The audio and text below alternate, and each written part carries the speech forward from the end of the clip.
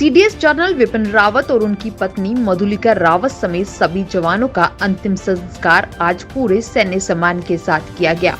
CDS Rawat को तीनों सेना प्रमुखों ने अपने श्रद्धा सुमन अर्पित किए। उनके पार्थिव शरीर को गन कैरिज पर रखकर उनकी अंतिम यात्रा को बराड़ सर्वाइकर तक पहुंचाया गया। बराड़ सर्वाइकर पर उन्हें सलामी दी गई और उसके बाद उनका और उनकी पत्नी को पंच तत्वों में विलीन किया गया। जम्मू की वेयरहाउस ट्रेडर फेडरेशन द्वारा देश के प्रथम सीडीएस विपिन रावत को पुष्पांजलि देकर श्रद्धांजलि दी गई। बता दें कि बुधवार को तमिलनाडु में सीडीएस विपिन रावत समेत उनकी धर्मपत्नी और देश के 11 शूरवीरों की हेलीकॉप्टर क्रैश में मृत्यु हो गई थी। इस मौके पर फेडरेशन के प्रधान दीपक गुप्ता ने कहा कि देश ने एक सच्चे सिपाही को खो दिया है और उनके बलिदान को देश हमेशा याद रखेगा। जम्मू कश्मीर पैंथर्स पार्टी के द्वारा आज जम्मू में एक प्रेस वार्ता का आयोजन किया गया और इस दौरान पैंथर्स पार्टी के चेयरमैन हर्षदेव ने जम्मू कश्मीर की सभी पार्टी समेत अलग अलग प्रांतों से ये आह्वान किया कि अब वक्त है कि जम्मू कश्मीर के राज्य के दर्जे के लिए सबको एक साथ होना होगा और देश के संसद भवन के बाहर धरना देना होगा। साथ ही भाजपा से सवाल किया कि लगातार आश्वासन दिए जा रहे हैं कि रियासत के दर्जे को बहाल कर दिया जाएगा, परंतु कब? घाटी में जम्मू कश्मीर टीचर फोरम द्वारा फोरम के नवनियुक्त प्रोविंशियल प्रेसिडेंट द्वारा प्रेस कॉन्फ्रेंस का आयोजन किया गया। इस मौके पर कहा गया कि सरकार को कुछ जरूरी कदम उठाने चाहिए ताकि सरकारी स्कूल्स में बच्चों की तादाद बढ़ सके और यह भी कहा गया कि जो वॉलंटियर तौर पर काम कर रहे हैं उनके लिए भी सोचा जाए और साथ ही साथ सरकारी स्कूलों में किंडरगार्टन के लिए एक अलग से ब्लॉक तैयार करवाया जाए ताकि जम्मू कश्मीर में पढ़ाई का स्तर ऊंचा हो सके। पीपल्स डेमोक्रेटिक पार्टी के कार्यकर्ता लगातार पार्टी का दामन छोड़ते नजर आ रहे हैं। आज घाटी से पीडीपी के पूर्व प्रोविंशियल यूथ प्रेसिडेंट नाजिब यट्टू द्वारा जम्मू कश्मीर अपनी पार्टी का दामन थाम लिया गया है। यट्टू का कहना था कि अपनी पार्टी ही एक ऐसी पार्टी है जो लोगों की एक अच्छी और सही सरकार प्रदान कर सकती है। भारतीय कला संगम जम्मू द्वारा आज डोगरी लोक संगीत के कार्यक्रम का आयोजन किया गया। इस मौके पर जम्मू कश्मीर के पूर्व डिप्टी सीएम कविंदर गुप्ता समेत पूर्व एमएलसी विक्रम रंधावा और बाकी जानी मानी हस्तियां मौजूद रही।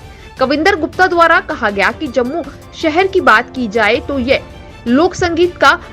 यहाँ का लोक संगीत बहुत ही मधुर है और ये जम्मू की संस्कृति को और मजबूत करने में मदद करता है।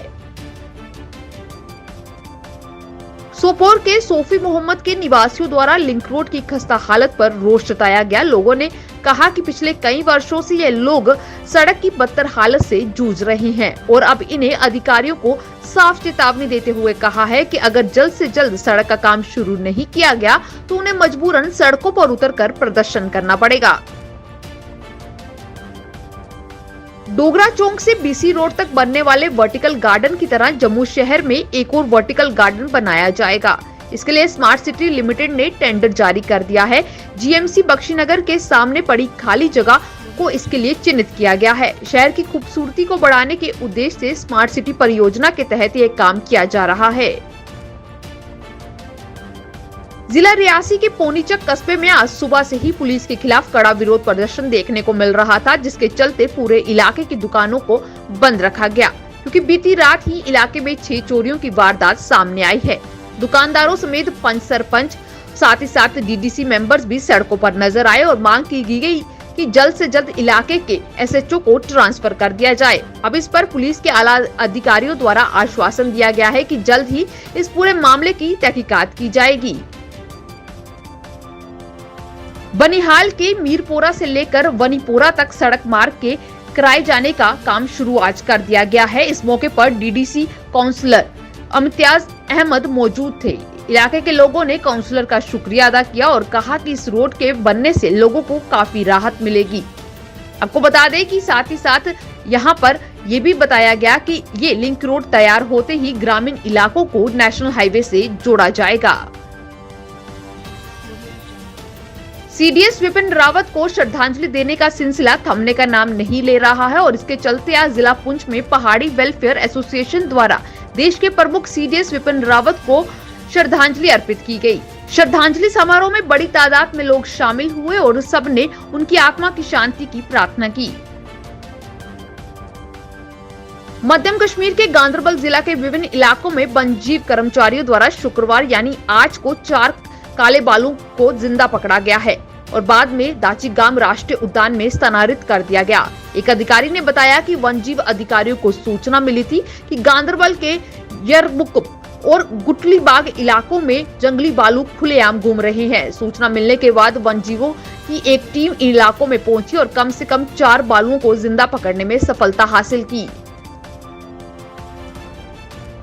जिला पुंछ के सीमावर्ती तहसील मंडी के सब्जियां सेक्टर में भारतीय जनता पार्टी के पूर्व एमएलसी प्रदीप शर्मा ने वहां का दौरा किया और लोगों से वहां पर डेवलपमेंट कार्यों की जानकारी हासिल की। यहां पर लोगों का कहना है कि इससे पहले जो भी सरकारें रही वहां पर उनके डेवलपमेंट कार्यों के बारे में किसी ने भी जानकारी हासिल नहीं की है और इससे हर बार इलाके को अनदेखा किया गया है। पूर्व एमएलसी द्वारा साफ तौर पर लोगों से कहा गया कि वो यहाँ पर लोगों की पूर्ण रूप से मदद करेंगे और दूरदराज इलाका होने के कारण यहाँ पर पूर्ण रूप से मदद पहुंचाने का प्रयास भी करेंगे। जिला पुंछ की तहसील मंडी में शहीद मेजर रोहित मेमोरियल सोसाइटी और सीनियर सिटीजन द्वारा विपिन रावत को श्रद्धांजलि देने के लिए एक रैली का आयोजन किया गया। रैली के बाद कुछ मिनटों का मौन रखा गया और इसमें बढ़ चढ़कर सहयोग स्कूली बच्चों द्वारा भी देखने को मिला। आउटरीच और इंटरेक्टिव कार्यक्रम के तहत आज अखनूर में प्रधान आयकर आयुक्त द्वारा व्यापार संघों और विभिन्न पेशेवरों से मुलाकात की गई। इस मौके पर आयकर आयुक्त द्वारा विभाग द्वारा चलाई जा रही सुविधाओं के बारे में जानकारी दी गई और साथ ही साथ टैक्स संबंधित जानकारियां भी साझा की गई। कार्यक्रम में मौजूद लोगों का कहना था कि ऐसे कार्यक्रम भविष्य में भी होने चाहिए जिससे व्यापारियों को आ रही मुश्किलों का समाधान निकल सके।